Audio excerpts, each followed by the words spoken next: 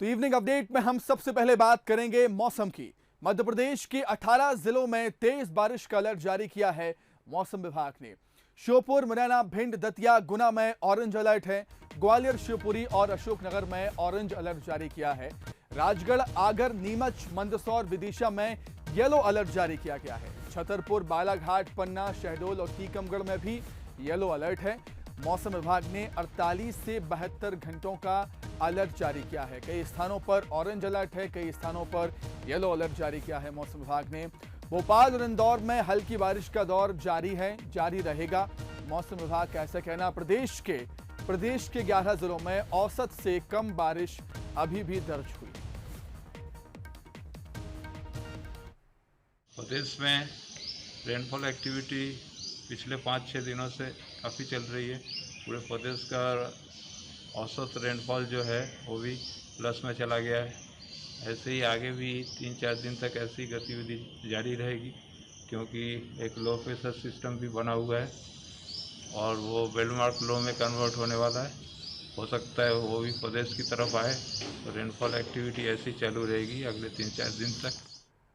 तो मौसम वैज्ञानिक को सुना आपने, उनका कहना है कि 3 से 4 दिन में यही दौर बारिश का जारी रहेगा। अब आपको हम मध्य प्रदेश के मैप के माध्यम से, ग्राफिक्स के माध्यम से समझाने की कोशिश करते हैं कि मौसम विभाग ने किस जिले में ऑरेंज और किस जिले में येलो अलर्ट जारी किया है। आइए आपको अब मैप दिखाते हैं।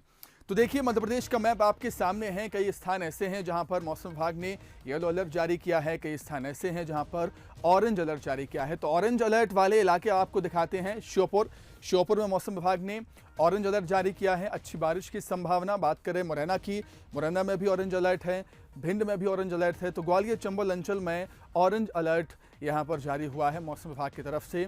दतिया की बात कर लें, गुना की बात कर लें, भिंड की बात कर लें, मुरैना की बात कर लें या ग्वालियर की बात कर लें, तो इन स्थानों पर ऑरेंज अलर्ट जारी किया है मौसम विभाग ने। अशोकनगर में भी ऑरेंज अलर्ट है। अब आपको हम बताते हैं कि किन स्थानों पर येलो अलर्ट जारी किया है मौसम विभाग। तो श्योपुर में भी यहां पर ऑरेंज अलर्ट जारी किया है, मुरैना में भी। तो हम कह सकते हैं कि ग्वालियर, चंबल अंचल में, जो कि दतिया, गुना और मुरैना वहां पर आते हैं, ग्वालियर आते हैं, उन स्थानों पर ऑरेंज अलर्ट जारी किया है। तो अधिक जानकारी के लिए हम सीधे बातचीत करेंगे हमारे संवाददाता वासु चौरे से। वासु, कई स्थान ऐसे हैं जहां पर ऑरेंज अलर्ट है, कई स्थान ऐसे हैं जहां पर येलो अलर्ट जारी किया है और कई स्थानों पर रुक रुक कर बारिश का दौर लगातार जारी। लेकिन 11 जिले ऐसे हैं जहां पर औसत से कम बारिश दर्ज हुई है। तो कहीं राहत है तो कहीं आफत।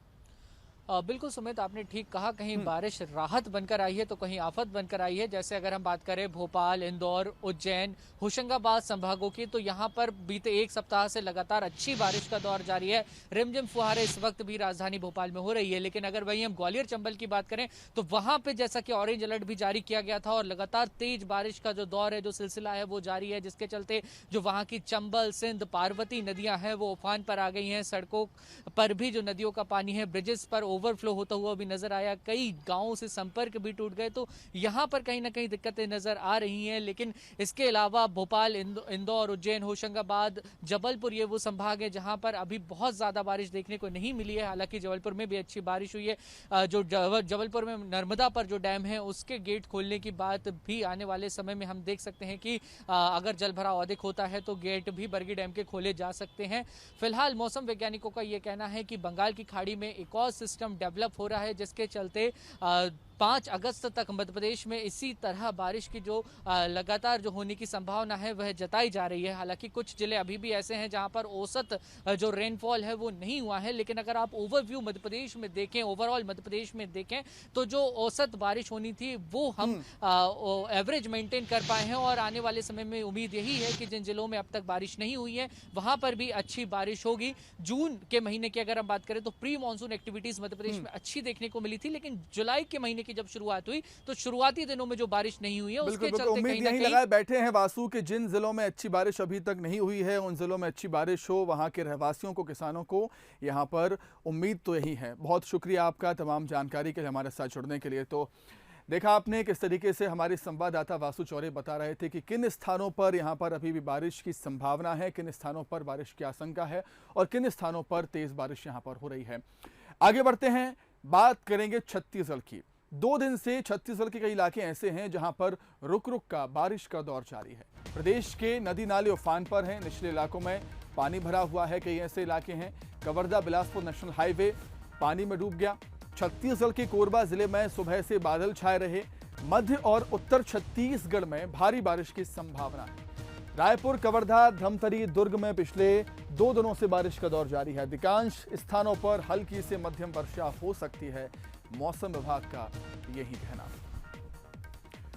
तो छत्तीसगढ़ के हालात देखिए, कई स्थानों पर बहुत तेज बारिश हो रही है जिससे निचले इलाके जलमग्न हो गए हैं। लोगों को काफी परेशानी हो रही है और कई स्थान ऐसे हैं पुल पुलिया जलमग्न हुए हैं, लेकिन लापरवाही लोगों की अभी भी हमें देखने को मिल रही है कि पानी के तेज बहाव होने के बावजूद भी लोग पुल को पार कर रहे हैं, पुलियों को पार कर रहे हैं। एक छोटी सी लापरवाही भारी पड़ सकती है, यह हमें समझना होगा।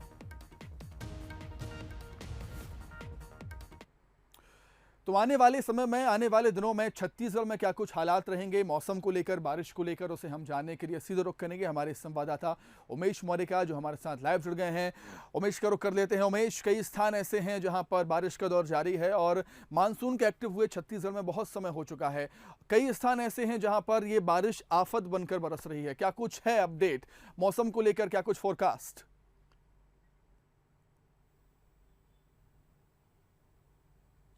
सुमित, देखिए छत्तीसगढ़ में बीते 2-3 दिनों से लगातार बारिश हो रही है और इसका असर जो है वो कई जिलों पे देखने को मिल रहा है। अगर हम कवर्धा की बात करें तो कवर्धा में बीते 24 घंटे तक के जो बारिश हुई बीते रात को, तो उसका असर सड़कों पर देखा गया। सड़कें जो मुंगेली और कवर्धा का जो मुख्य मार्ग है उसमें पानी भर गया था, जिससे आवागमन पिछले 3 घंटे से बंद था। हालांकि अभी स्थिति सामान्य हुई है, आवागमन शुरू हुआ। अगर वहीं छत्तीसगढ़ की बात करें तो वैज्ञानिकों का साफ तौर पर कहना है कि मध्य और उत्तरी जो इलाका है वहां पर भारी बारिश की आशंका उन्होंने जाहिर की है। जैसे कि अगर हम दुर्ग और रायपुर संभाग की बात करें तो वहां पर भारी बारिश की संभावना जताई गई है वैज्ञानिकों के द्वारा, और वहीं बिलासपुर और सरगुजा संभाग की बात करें तो यहां अति बारिश की संभावना जताई गई। तो निश्चित रूप से कहा जा सकता है कि जिस तरीके से मौसम ने अपना दबाव बदला है, बंगाल की खाड़ी का जो चक्रवाती जो दबाव है वो अब जो है इन इलाकों पे दिखाई देना शुरू हो गया और इसका असर अब जो है नदी नालों और नदियों पे दिखाई देने लगा है। तो उम्मीद यही है कि जिन इलाकों में ये बारिश आफत बनकर बरस रही है उन इलाकों में आने वाले दिनों में राहत मिल सके। आपका बहुत शुक्रिया हमारे साथ जुड़ने के लिए, तमाम बातचीत के लिए। तो उमेश मौर्य बता रहे थे कि किन स्थानों पर लगातार बारिश हो रही है, किन स्थान जलमग्न हुए हैं और कहां पर अभी भी बारिश की उम्मीद है लोगों को। आगे बढ़ते हैं, बात करेंगे जम्मू कश्मीर के किश्तवाड़ा की, जहां पर बादल के फटने से तबाही मच गई। जिले के होंजा डचान गांव में आज सुबह बादल फट गया और कई घर तबाह हुए हैं इस घटना से और 6 लोगों की मौत की खबर भी है। मौके पर बचाव के लिए पुलिस, सेना और दूसरी कई टीमें जुटी हुई हैं। राहत दल ने 12 घायल लोगों को बचाया है। शुरुआत में 4 लोग के शव बरामद किए गए थे, बाद में 2 और शव मिलने से मरने वालों की संख्या बढ़कर 6 हो गई। बचाव दल ने करीब 30 से 40 लोगों के लापता होने की आशंका भी जाहिर की है। वहीं मौसम को देखते हुए पूरे इलाके में हाई अलर्ट घोषित किया है। तो जम्मू कश्मीर के किश्तवाड़ा में बादल फटा, बादल फटने से यहां पर देखिए किस तरीके से तबाही मची है। कहर बनकर ये बादल फटे हैं जम्मू कश्मीर के किश्तवाड़ा में। 30 से 40 लोग अभी भी लापता हैं। बचाव के लिए पुलिस और आर्मी है, एनडीआरएफ, एसडीआरएफ की टीमें यहां पर तैनात की गई हैं। किश्तवाड़ा में बादल फटने से हालात बिगड़ गए हैं। 6 लोगों की मौत की खबर यहां पर सामने आई।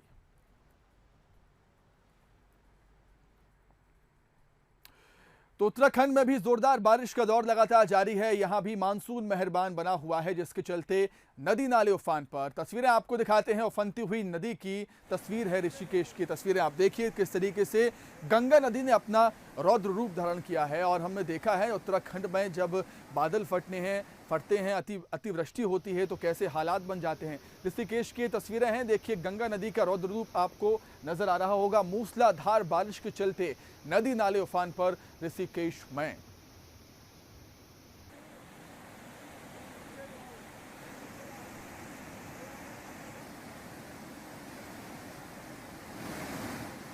तो गंगा नदी का जलस्तर बढ़ने से ये हालात बने हुए हैं। आप देख सकते हैं, आवाज से आप अंदाजा लगा सकते हैं कि पानी का बहाव कितना तेज होगा।